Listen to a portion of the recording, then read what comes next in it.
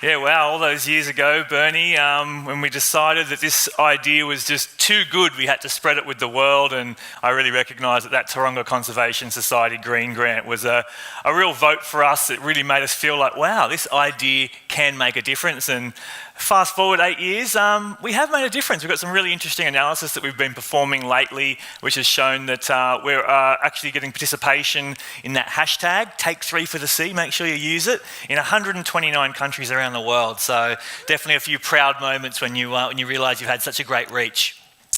So look, I just wanted to start by framing why I sort of do what I do. I'm a surfer. I love getting out there in the ocean. Every spare minute I can, I'll be down there, immersing myself in this wonderland. And of course, the ocean, as we now know, is the source of life on Earth. And without a healthy ocean, there is no healthy us. And I think we kind of get that. We know it, we hear about it, we read it. But do we really feel it? Do we really understand and acknowledge just how critical it is that we protect our oceans?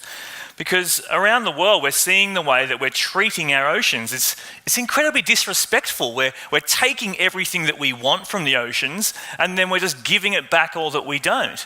And the dire prediction now is that by 2050, there's going to be more plastic in the ocean than fish. And so I really want to try and reverse that dire situation. So my MO, my motivation is to get all of us thinking about the stuff that we use every single day. Where did it come from? What's the impact of it? And how can we make minor improvements to minimise the effect that we're having there? I want to show you quickly a 10-second video, which really was the straw that broke the camel's back for me. I studied sustainability at university. I knew I wanted to work in conservation, but I didn't really know what issue I was going to focus on. I was traveling around the world, I was surfing, I was exploring, I was having adventures. And this adventure happened to me when I was in the Himalayas in Indian-administered Kashmir. I went there to go snowboarding on these huge mountains, and I got inquisitive around where the rubbish that all of these tourists and locals alike were generating in this little village. And I started following this trail, which started with a tractor, picking up the bins, and then it went around the corner, disappeared. And where it disappeared was to this site where they were dumping all the rubbish over the side of the mountain. And the reason why that was so profound for me was my waste was in those trailer loads going over the side of the mountain. I'd done the right thing, I'd put the rubbish in the bin, but I had no real control over what happened next. So that made me just go, okay, Tim, you are so implicit in this issue, even though you're being a good citizen, there's so much more that you can do. So I'm now recognising that the ocean needs our help, and I'm willing to spend a bit of my time trying to make a difference. So some of the big messages that we push out there through Take3for the Sea is just think about it. Where does your plastic go? We use this stuff every single day. It's incredibly hard to avoid it, but really do we know where it came from and where it goes next?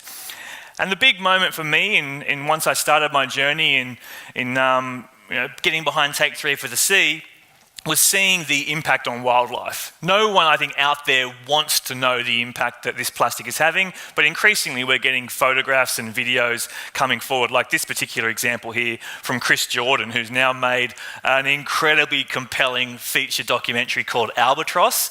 I believe there's some screenings coming up in Sydney, and I believe you can also watch it online.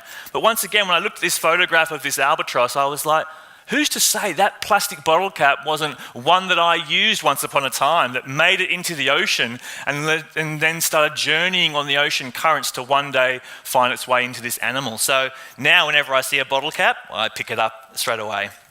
So Take3for the Sea, we're really trying to be a bit of a Trojan horse. We've recognised that by getting people actively aware of the problem and then involved in that participation piece, picking it up or avoiding using it in the first place, is a really powerful tool to getting people to understand the huge complex challenges that we need to address. So our mission there is not just about solving plastic pollution, it's about stimulating and promoting the circular economy, because we all recognise there's a much better way of doing things. But definitely a moment of satisfaction and happiness from our whole team is seeing young people out there who get it. And maybe you've even got young people in your world who get it too. The young people, they just say, well, if there's plastic on the ground, it's going to hurt animals, let's pick it up. They're not overwhelmed by the rest of the complications that we like to put on things. So absolutely so stoked whenever I see a photograph like that coming through our social channels. Just to close out the session today, I recognise the theme here is around TechShift and what are the things that are really shifting? What have we got to be proud and happy and a sense of satisfaction about around the issues of waste and pollution?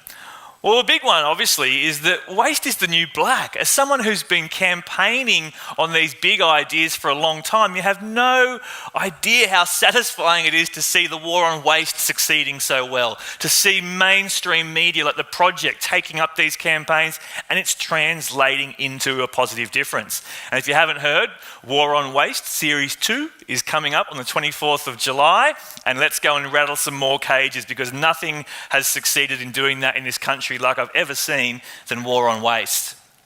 I'm also really enthused by this idea of conscious consumerism. And realistically, this is a very powerful tool because we vote for what we believe in and what we agree with. And at the moment, I'm sensing there's a lot of pressure building around the big supermarkets. Last week, the big two supermarkets were vying for the headline on World Environment Day around who was going to have the boldest policy addressing waste and particularly addressing plastics. So to me, I think we've got a really exciting opportunity to be conscious consumers, to start to demand of companies, look, we know we have to consume stuff. It's now up to you to provide it in a way that's going to have less harm on the environment. So I'm all for a plastic-free supermarket aisle and many more initiatives to try and get these corporations reducing their environmental impacts. I want to acknowledge that I think as we've become more aware of the problem and we're seeking transparency, the days of greenwash and blue wash are over. So hopefully we won't see products like this in our lives for too much longer. It's clearly an example here of greenwashing where the token gesture is looking after the environment because this plastic bag, which is still made from petroleum, still made from fossil fuels, just happens to have some heavy metal additives which mean it breaks up into smaller pieces faster, hence this claim of being 100% degradable. They can no longer start to get away with these things because we have more awareness and more knowledge of the problem. A real important shift happening at the moment is around recycling. I think as a nation, we're feeling a little bit deflated, a little bit confused around what's happening with our recycling market. You have to keep on recycling, people. Keep doing what you're doing. Get better at knowing what you can and can't recycle. Source separation, reducing contamination is key. But essentially, we're discovering now that recycling only works when the economics are right.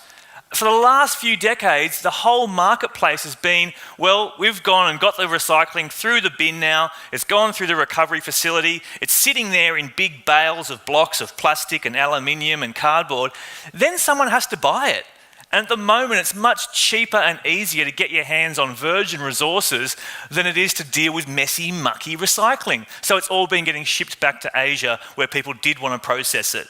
Now, thankfully, Asian nations are starting to look at their own waste and their own recycling, and so they're trying to fix their problems within their own borders, and that's exactly what we need to do. This is our waste after all, it's our problem, let's get much better at solving it within our own borders. Which leads me to this idea of a circular economy. In the circular economy, there is no waste. Now, the circular economy is the model that we're really adhering to at the moment, saying this is our blue sky vision, let's work towards it. But we do have to be very aware that that's what they told us about recycling a few decades ago. And recycling really is not, it never should be a panacea for consumption. The circular economy is a much better model, but we've got to be very careful that we don't just find the term just completely washed out and really deflated and diminuted there. So we're going to have some conversations around the circular economy soon. And my last little slide here before I'm going to show you a quick video is that we just simply must stem plastic pollution. We've had a few decades where big oil and gas have been having an absolute party with the rise in plastic consumption. You can see on this little chart here showing us that it was essentially almost non-existent up until the 1950s, and now we're pushing over 300 million tonnes a year. And you have the plastics industry coming out with claims in America saying we want to see a 40% increase in plastic production in the next decade. And we simply cannot allow that. So it's actually up to nations like Australia and other leading economies in Europe to start dictating a world with far less plastic. We think about it as planet Earth, but it really is planet Ocean. And we've got to recognise that the ocean is downhill from everywhere. So no matter where on our planet we're using plastic and it's entering the environment, it's going to end up in the sea. Establishing a non-profit organisation is challenging. For the first couple of years we were in schools and surf clubs and communities. But it wasn't until 2011 when we got our first financial grant from Taronga Zoo, and more than the money, it was this vote of confidence that these people thought what we were doing was going to make a big impact. Take 3 for the Sea just has a very simple call to action to solve this problem of marine plastic pollution. Pick up a few bits of rubbish from the environment, take a photograph and share that online through Facebook and Instagram. As we put the message out there, people were just lapping up the idea. The simplicity really struck home, and so that just meant that the momentum just snowballed from there.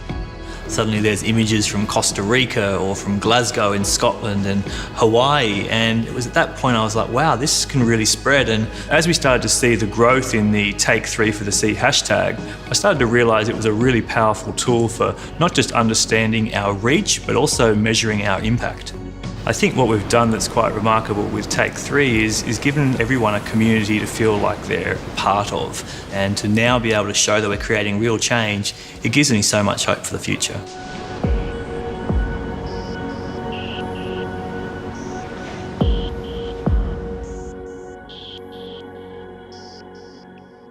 Thanks for listening.